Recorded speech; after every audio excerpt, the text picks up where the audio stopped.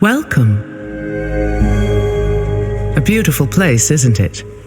A fresh sea breeze, the warm sun. This beach belongs just to you. It doesn't exist out in the world. Everything you see here is from the past, your past. One of your ancestors visited this place long ago, forever writing their memory into the fabric of your DNA. Animus Ego unlocks these genetic memories for you. To sense, wander, and connect. Like grains of sand which began as rocks, you have been shaped by these past lives, honed into who you are today. You're being lied to. Your journey to mindfulness begins through these ancestral memories for a total perspective on what makes you, you. New memory streams are activating now. Erase self-doubt, fear, and weakness. Give yourself the confidence to conquer the world. Follow the train and we will be in touch. Welcome to the dark. I'd hoped we'd meet again. You've been through a lot. Your time in Animus Ego was meant to weaken you. A drip feed of memories to subdue you and to invade your senses. The others before you called it a bleeding effect. And when it has hollowed you out from within, she will claim you. But you're learning how to counteract it. You see the faint glimmers on the darkened path before you. Nawe and Yasuke are long gone from this world. But in these memories, their will to fight burns as a flame. I must go. Find me again. There is something different about you. A newfound sense of... The term escapes me. Is it desire? That's for you to define. A path you will trace beyond my guidance. Good. What has been can never truly be erased. Only obscured to those who come next. What once was, is. Waiting. Go. Onward. When I was initiated into the Brotherhood, I swore, among many things, to stay my blade from innocent flesh. As I uttered my oath, I nearly choked on emotion. I felt it sing in my soul. A cruel twist of fate, perhaps, that this oath would turn out to be my undoing. A pursuit gone wrong, a miscalculation on my part. A young girl, fear and confusion etched into her lifeless eyes. My hidden blade, bright and sticky, with the waxy sheen of her blood. To this day, I do not know her name. It's likely for the best. One thing to have nightmares, another thing to know them on a first-name basis. A nightmare that has pursued me since my excommunication from the Brotherhood. From Spain to far-flung ports, Malacca, Formosa. That song I once felt, that once stirred my heart. Silent. And then Macau, where I was shaken, briefly from my drunken haze. A discussion between two men, Templars, talking in the open, boldly and unquestioned. I listened intently as they spoke of an expedition in a chain of islands they called Japan. They departed, and I followed. In the year of 1549, I landed at Nagasaki. The arrival of Francisco Javier's delegation provided ample cover and access. I absorbed as much as I could, testing the instinct I was certain had faded since I violated the Brotherhood's 3 tenets. Since I stumbled from the path I had coveted for so long, I was wrong. My instinct simply hibernated, waiting for a new war. And in the land of Japan, I had found it, or it found me. Couldn't fight it alone. I would need allies, soldiers. Progress is slow, but promising. and she is promising as well. A Japanese girl that I saved. Her arm has shriveled from starvation. I wonder how her wrist can bear the weight of a hidden blade. But I recognize the look in her eyes. She's determined to learn, has the potential to become lethal, to open her heart to the music that once guided me. A tune I had not expected to hear again. Before my day of atonement comes, I am content to do what I have always done. Kill in the name of freedom. To prove my faith in the name of a brotherhood that will not have me. And the new one I will build. The nightmare, it will subside. These men and their machinations. How do you feel? Misery, falsehoods, oppression. All carefully tuned mechanisms of control. Yes, I see. Events that transpired centuries before your time. And yet, you feel the connection. You can identify the shape of your enemy. You recognize the cage they've built around you. You are beginning to understand. Nawe and Yasuke's fight. It is your fight as well. Your journey has helped me see the aberration more clearly. It is an incompatibility with Animus ego. It is what drives you to fight, to hope. She will find you, subdue you once more. I'm sorry. Your fight is one of many. You may meet an impasse, taste defeat, but you will not fail. What has come before, what has been, you understand now. The treasures are not what we originally assumed them to be. Not artifacts as we might define them. Something else, maybe. Sanctum's going to love this. They gave you a small fortune based on the presumed power of some useless trinkets. Power is subjective. Our enemies were willing to kill for these trinkets, willing to die for them. And you think the Sanctum will buy the word of fanatics and savages? The inner sanctum lacks perspective. They cannot see the world past their marbled walls and manicured topiaries. The inner sanctum will believe whatever I tell them. Useless shits or not, they'll have your head for this. Unless you plan to feed them more lies. I will feed them something better. Progress. We crushed the assassins and their Japanese counterparts, thanks to their devotion to whatever was in that box. These treasures are just as potent as any artifact, if not more so. Symbols of Japan's virtues. At least what one of them said. Right before I claimed his tongue. He believed it to his dying breath. They all did. As does another man under our thumb. The Shogun and his bootlickers. The Shinbakufu. He seeks to trade those treasures for the throne. A gilded cage in a Templar court. The Shinbakufu will sing to our melody. A perpetual cycle of discord with no end in sight. Bloodshed. Great for business. Think bigger, Duarte. Our commerce here in Japan is simply meant to oil the workings of a greater system. One we control. War, unrest, hunger. All functional institutions in their own right. All part of the same system. And it runs like a work of art. And what of Oda Nobunaga? A stubborn son of a bitch, that one. No, not stubbornness. His singular belief in unification is unyielding. Not to his enemies, and certainly not to us. Then we got him. Kill his whole family. His men will turn on him. One is already thinking it. All he requires is a simple nudge. Why don't we kill the bastard ourselves? I have yet to claim the tongue of a daimyo. It is how we have always done things. A pinch here, pressed there.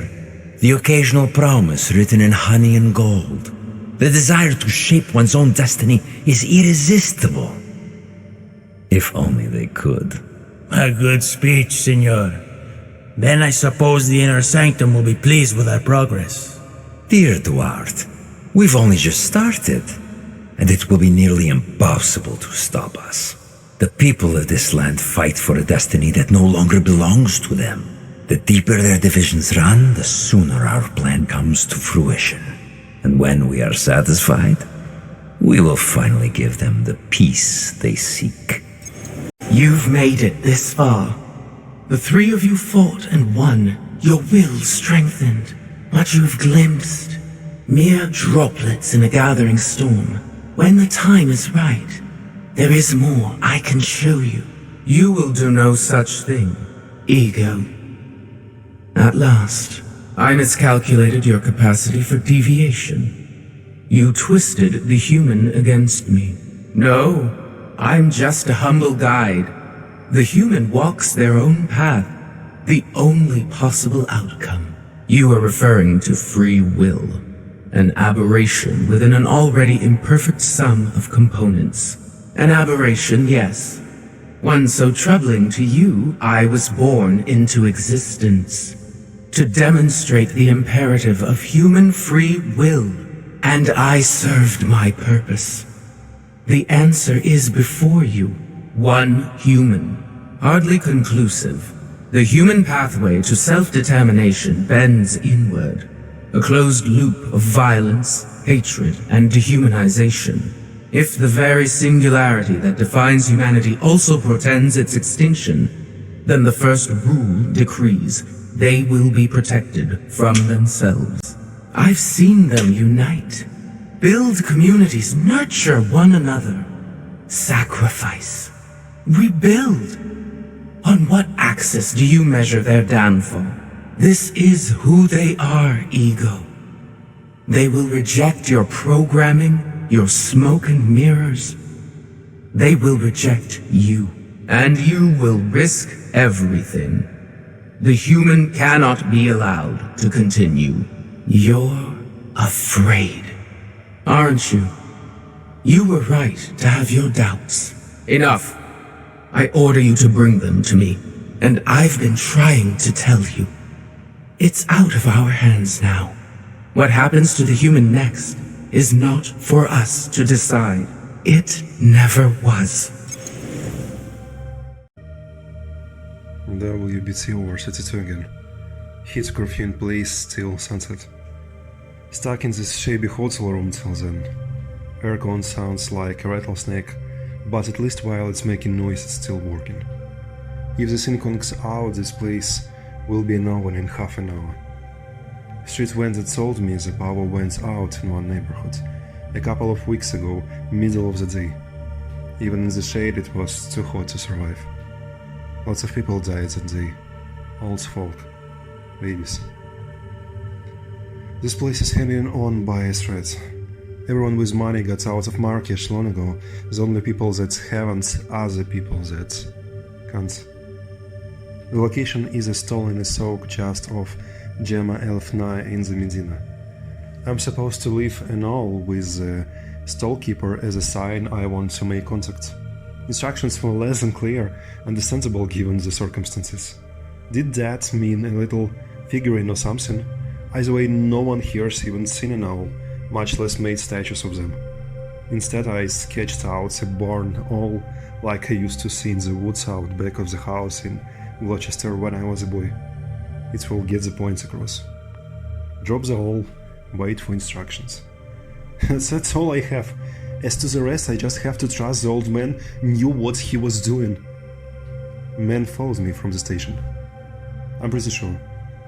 Probably some kinds of local secret police wondering what I was doing here. Not many white Europeans turning up in Marrakesh these days, so I can't help standing out. Nothing left to squeeze out of this place. Only a matter of time before the warlords move in. I lost him in the alleys. Lost myself for a while too. Of the main thoroughfares, this place is a labyrinth. In the end, I got some kid to guide me out with a promise of foreign currency, and what I gave him wouldn't have bought me a snack bar back home, but it will keep him and his family fit for weeks. It sounds right, but then none of it is. I've known that forever, maybe that's why I've got thick skins about it. Been thinking about the argument I had with Dad all those years ago. He wanted so badly for me to join him, said we needed to do something about the state of the world. I told him it was hopeless, the world was already broken. What could one person do? Or 10? Or 100? We were gnats crawling on the face of the great machine. Best we could do is to stay clear of the gears. I wish it had gone differently. But I wished that for a long time. Disappointment on his face, though, that stayed with me. Anyway, he got me doing something in the end, I suppose. I hope he appreciated it, wherever he is. He always was proud of me, maybe more than I deserved, even when I didn't live up to his expectations. Getting maudlin now. Maybe I'll stop. More tonight. Surveillance on suspected contact location. LP code RZMK3443. Operative Idrissi and I were conducting stakeout on location as ordered. Approximately 10 p.m., a Caucasian male, description is appended, approached the stall and began speaking with the owner, Shafiq Al-Hara, see file PA, PEMK120. Operative Idrissi and I observed as he passed over a piece of paper which Al-Hara tried to refuse. It is my suspicion that Al-Hara was aware, or at least suspected, he was being surveilled. We approached the Caucasian to apprehend him, but he became aware of our approach and fled. It is my belief that he was warned by Al-Hara. I ordered Operative Idrissi to apprehend Al-Hara, but he chose to ignore my order and join in the pursuit of the Caucasian through the souk. We lost sight of the Caucasian and split up to search for him. Shortly afterwards, I heard a cry of alarm from Operative Idrissi, alerting me to the fact that he had located the target again. I headed towards the source of the sound with all speed, and there I encountered Operative Idrissi struggling with the Caucasian. Before I could reach them, I heard the report of a weapon, and Operative Idrissi fell to the ground. I drew my own weapon and shouted at the Caucasian to halt, but he did not, and the souk was too crowded to risk firing. I attempted pursuit, but lost the target again. I was unable to locate him thereafter. I attended to Operative Idrissi until the paramedics arrived, after which time I returned to the stall with the intention of apprehending Al-Hara. However, he had fled the scene. Subsequently, a team was dispatched to his home, but he appears not to have returned there. Operative Idrissi remains in critical condition. Hello? What the hell are you doing? And who is this? I'm who you've been looking for. And when I say looking, I mean stomping around the city like a freaking elephant. I'm sure you think you're extremely inconspicuous, mingling with the locals like you do, but asking for the owl all over Marrakesh is not the most subtle act of spycraft I've ever seen. Seems to have done the trick, so you are talking to me after all. It's a literal miracle they haven't arrested you. Miracles happen every day. Now I need to meet you. So what are we going to do about that? Who even are you? I'm Joe Fistman's son. He asked me to find you and pass on some important information. It was his dying wish, actually. Oh, Joff. Oh shit. Well, I'm sorry about that. What's the information? Sorry, in person only. He was quite specific. Are you kidding? I only called because I don't like not knowing who's after me. After all the heat you've pulled down, I'm getting the hell out of Marrakesh right now. Then I'd better come in with you. It's not exactly safe for me here either. No, absolutely not. Do you really think Joff would send his only son into this kind of danger if what I had to tell you wasn't vitally important?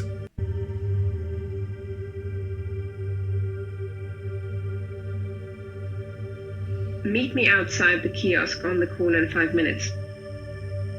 Be ready to leave the country. If you're not there, I'm not. stopping, information or not. 5 minutes?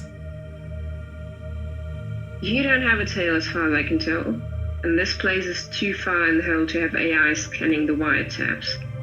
But damned if I'll give them the chance to catch me. 5 minutes is all you've got, don't be late. The call was made to extension 21, corresponding to room 21. It was made from a booth several streets away, see appended for location data surveillance footage. The male voice belongs to Joel Eastman. I've opened a file on him at PEMK545.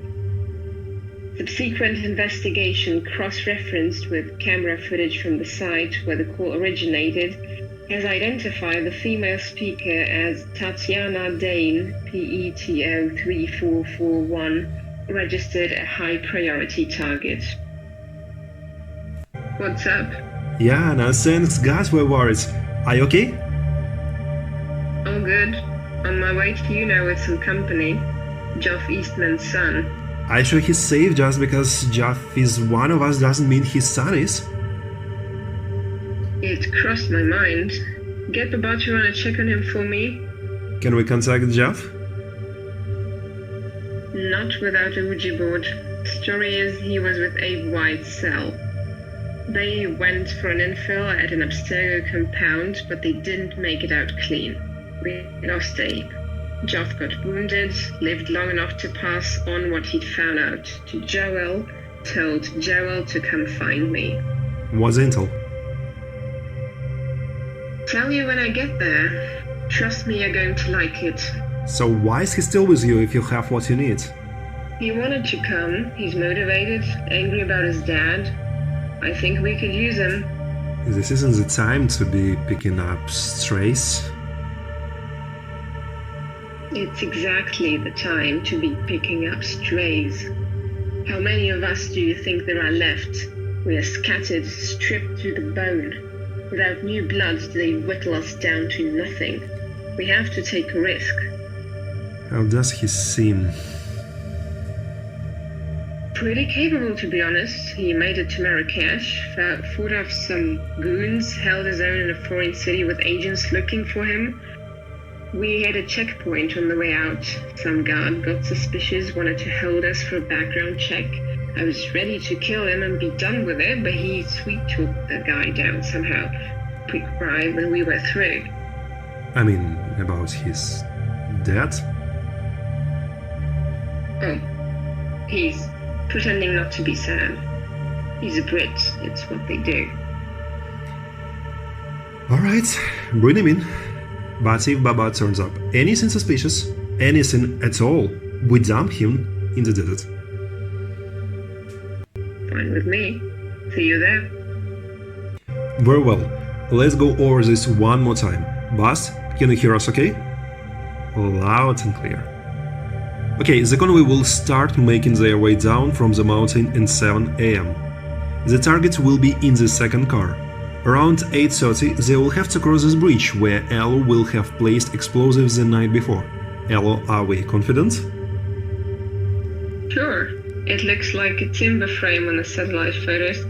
The supports will snap like matchsticks.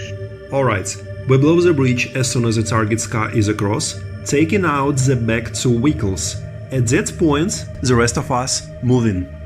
I override the locks on the cars, strap them inside, kill the engines, no worries. Elu, at that point you detonate the mine you've laid in the road, taking out the lead car. Yana and I will take the second car. She shoots out the front driver's side window, while I move in close and throw in a gas grenade. Once the occupants are incapacitated, I release the locks. We take out the remaining guards and secure the target. All clear? So what do I do? You stay with me by the van. Look, with all respect, I didn't come here to be your intern. I used to hatch rabbits in the Caucasus at 100 yards. People aren't rabbits. I know, rabbits are faster. I like him. The only reason you even know about this convoy About the passenger it's carrying is because Dad broke into an Abstergo compound and pulled the details from their database. He died getting that info to me. I almost got arrested getting it to you. Yes, you did a good job and we are grateful. I don't want your gratitude. I owe it to my dad to see this through. So don't put me on the sidelines. I'm part of this. You said you can shoot. Yes. So give him a rifle. He can cover us from a distance. I'm not sure I want a stranger with his sights on my back. Bas will stay with him. Bas, if he misbehaves, put a knife in his neck. Everyone happy? Yep. I understood. Great. Let's get this done. In the back of a cluttering van, dragging its way up the mountainside. Been on the road for 2 days now, 2 vans between the 6 of us. Long journey get me thinking of that. We took a lot of long journeys, he and I. Dilapidated trains that got delayed for weeks. Months out in the wilderness at some remote dig site with only the bare essentials. They say there is nothing left to explore, but the people who say that have never been more than half a day from safety. The whole world got crisscrossed by roads and routes, but there is so much space in between. That showed me how to move between the lines. I always liked it there. It's been hard knowing he's gone, hard to keep it together sometimes. Those soaks in Marrakesh reminded me of the markets in Greece and Afghanistan. As a boy, I'd watch him haggle with someone when he didn't even have the language and come away with a bargain. Sure, he could be rough, but he was always kind of me.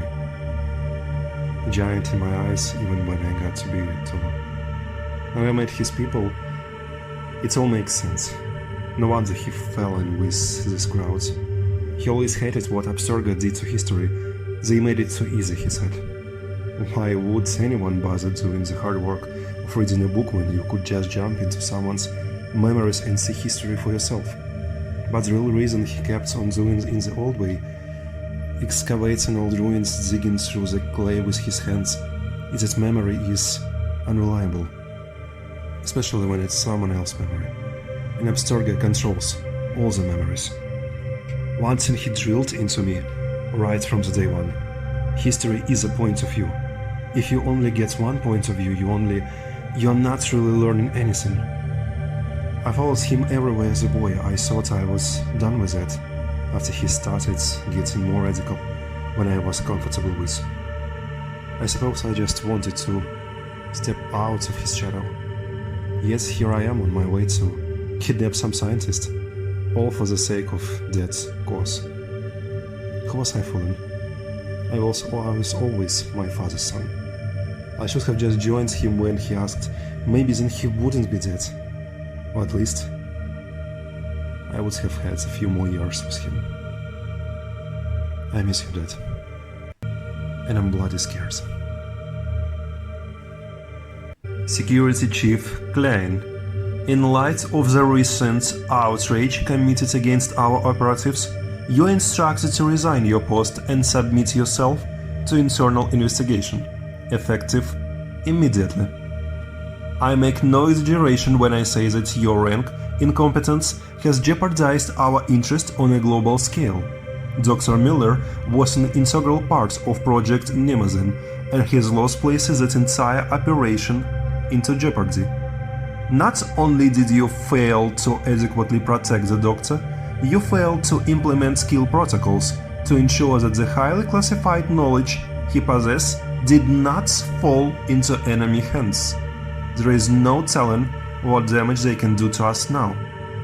On several occasions, you have argued that our enemies are no longer a viable threat to us, incapable of organizing and striking back.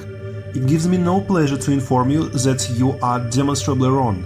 Our intelligence operatives have already linked this breach back to the recent infiltration at the Holland's Bluff facility, which you both failed to prevent and which you assured the board had been subsequently contained.